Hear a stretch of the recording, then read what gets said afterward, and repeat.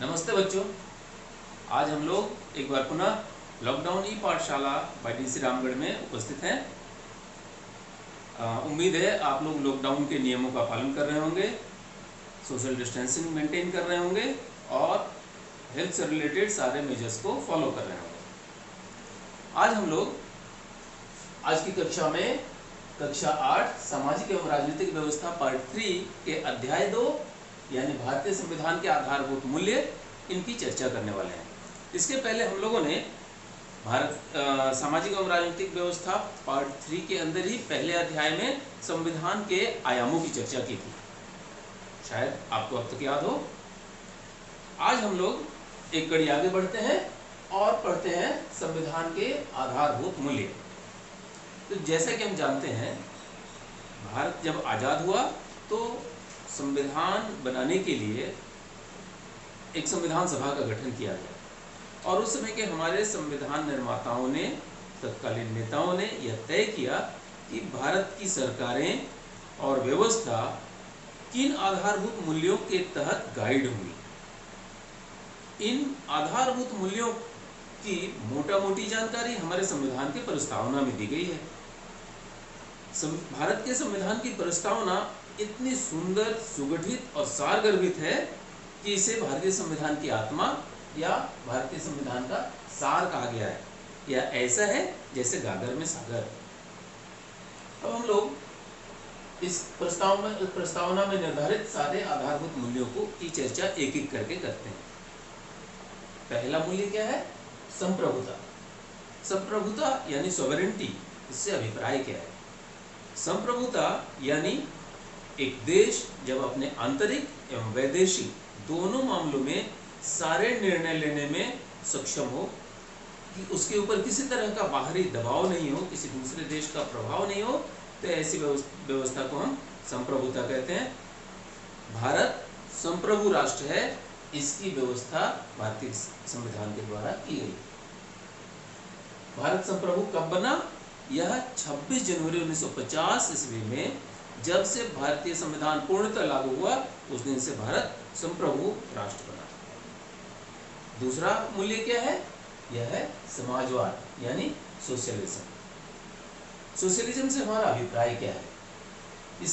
इससे हमारा तात्पर्य है कि भारत में बिना भेदभाव के समाज के सभी सदस्यों के हितों के लिए कार्य करते हुए एक समता मूलक समाज की स्थापना करना है।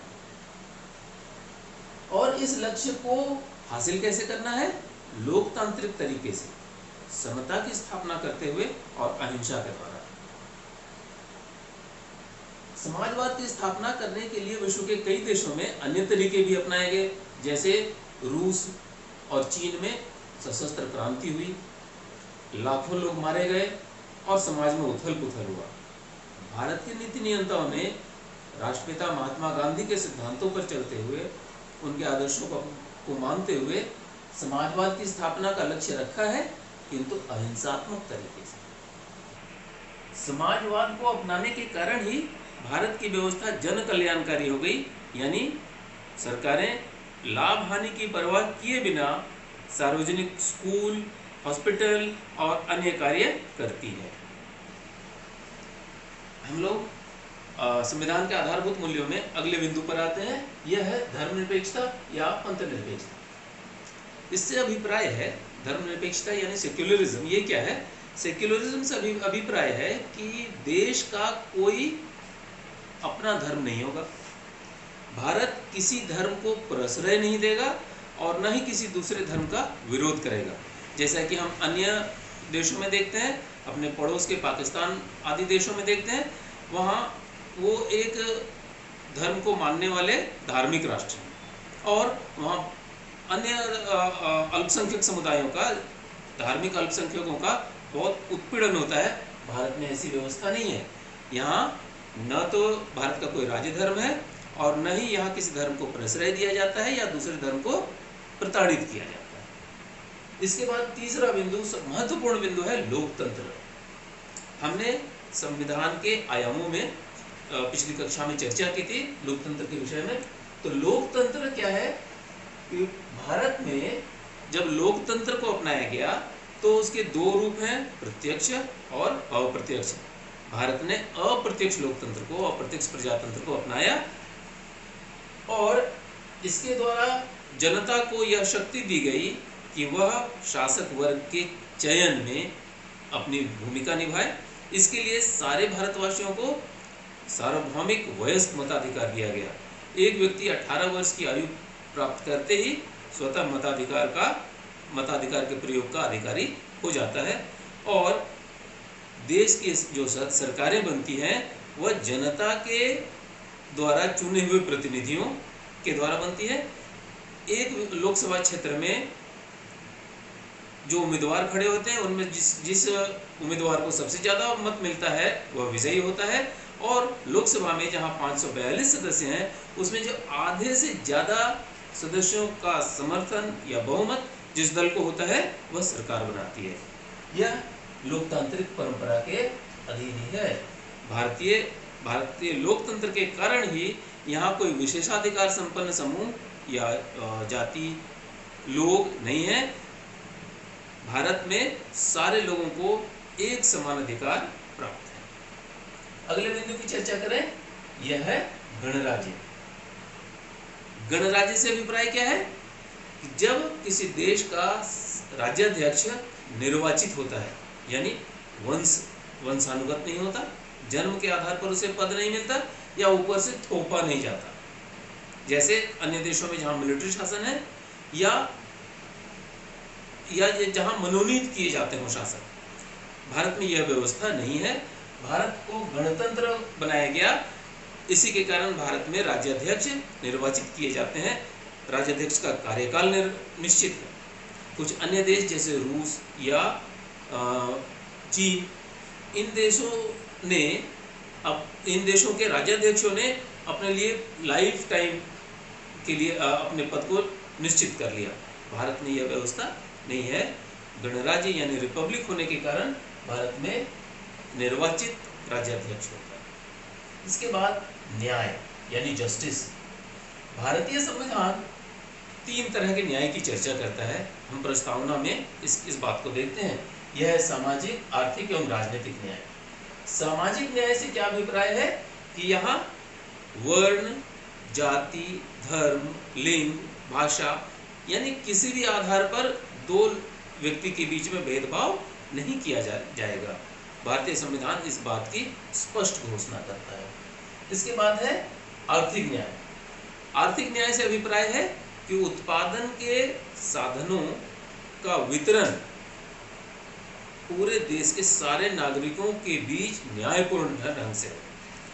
समाज का कोई व्यक्ति सारे संसाधनों को हड़प न ले और बाकी विपन्न न रह जाएं। इसकी स्थापना के लिए आर्थिक न्याय की बात की गई है। धन एक जगह केंद्रीकृत न हो जाए, उसका समुचित विकेंद्रीकरण हो, इसका लक्ष्य रखा गया है। तो आर्थिक न्याय के द्वारा लोगों को, सबको जीविका के साधन मिल सकें, स्त्री और पुरुषों के बीच भेदभाव ना हो, इसकी व्यवस्था संविधान करता है। इसी आदर्श के तहत भारत में मनरेगा की व्यवस्था की गई। ऐसे क्षेत्रों में जहां रोजगार के अन्य अवसर नहीं है, कल कारखाने नहीं है, वहां के लोगों को भी कम से कम 100 दिन का रोजगार प्राप्त हो सके, इसकी व्यवस्था मनरेगा के द्वारा की गई। यह आर्थिक न्याय के स्थापना के लिए ही है। इसके बाद राजनीतिक न्याय की बात आती है। तो राजनीतिक न्याय के अंतर्गत भारत के सभी नागरिकों को एक समान राजनीतिक अधिकार प्राप्त है। सारे व्यक्तियों को के मतों का मूल्य एक है और भारत का हर व्यक्ति, योग्य व्यक्ति, चुनाव लड़ने के लिए स्वतंत्र है। किसी के ऊपर कोई बंदिश नहीं होती है अगर वो सारी निर्धारित अर्हताओं को पूरा करता है। इसके बाद का बिंदु है स्वतंत्रता यानी लिबर्टी। संविधान में स्वतंत्रता के बारे में विशद चर्चा है और हम इसकी प्रस्तावना में क्या देखते हैं कि विचार, अभिव्यक्ति, विश्वास, धर्म एवं उपासना की स्वतंत्रता की चर्चा की गई है। इसके द्वारा व्यक्ति अपनी मर्जी से कोई भी धर्म मान सकता है। किसी भी व्यक्ति को उसके धार्मिक मतों को मानने या किसी दूसरे के द्वारा दबाव में लाए जाने की इजाज़त यहाँ भारत में नहीं दी जाती। तो यहाँ हमारी प्रस्तावना विचार, अभिव्यक्ति, विश्वास, धर्म और उपासना की स्वतंत्रता प्रदान करता है। हमारा अगला आधारभूत मूल्य है समानता यानी इक्वलिटी।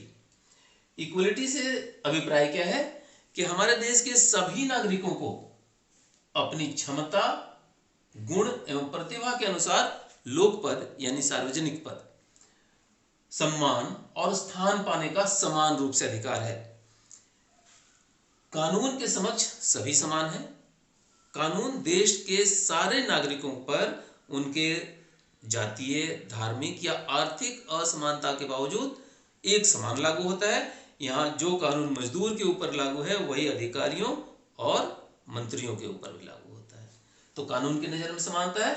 साथ ही सार्वजनिक स्थलों जैसे स्कूल, हॉस्पिटल, सड़कें, पार्क आदि में बेरोक टोक आवागमन की, आने जाने की स्वतंत्रता दी गई है।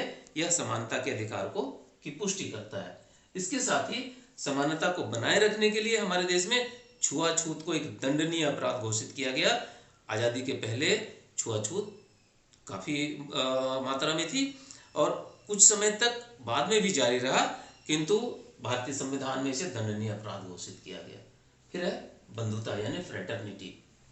उपरोक्त सभी आदर्श तब तक कार्यरूप नहीं हो सकते, अस्तित्व में नहीं आ सकते अगर देश के नागरिकों के बीच फ्रेटर्निटी यानी भाईचारा, बंधुत्व ना हो।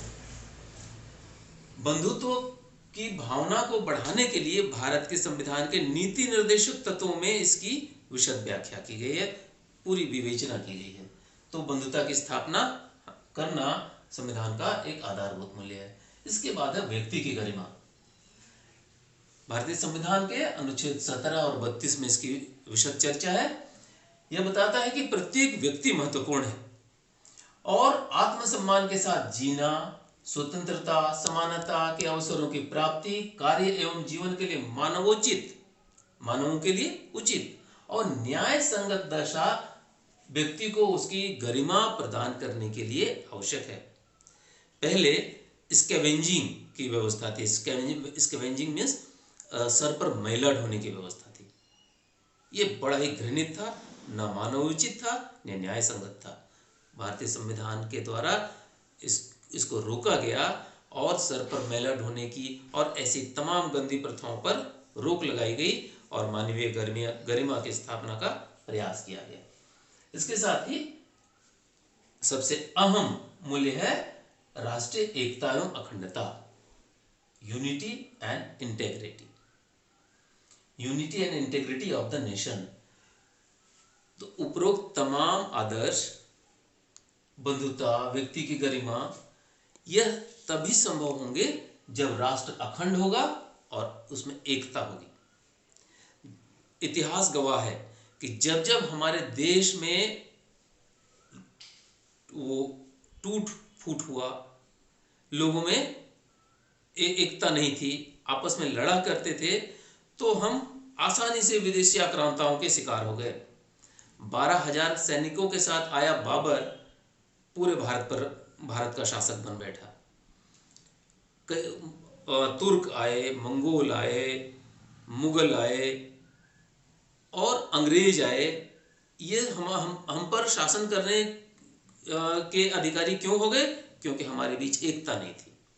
भारतीय संविधान के निर्माताओं ने इसके अहमियत को समझा और संविधान में अनुच्छेद 51 क के द्वारा मौलिक कर्तव्यों की स्थापना की गई, जिसमें कहा गया कि भारत का हर नागरिक देश की एकता और अखंडता को सुनिश्चित करने के लिए तन मन धन से समर्पित होगा।